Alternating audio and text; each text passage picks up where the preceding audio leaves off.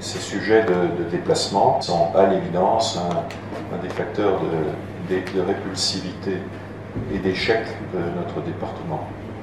Avec des choses qui n'ont pas été faites sans doute dans les années précédentes, mais il est trop tard pour se lamenter.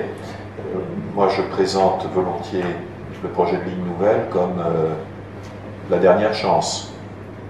C'est la seule infrastructure de quelque importance qui soit en perspective avant notre disparition. Mais puisque l'étape 2, on a vu les deux priorités, peut nous conduire à 2045, 2050. J'aurai 95 ans en 2050. Alors, sur ce point, je crois qu'il est nécessaire que toutes les parties prenantes exercent une très forte pression. Vous avez évoqué vous-même l'idée de ne pas se démobiliser sous prétexte que telle étape intermédiaire avait été franchie. Et je rappelle que nous avons ce jeudi à Marseille la réunion du comité de pilotage du projet Ligne Nouvelle Provence-Côte d'Azur.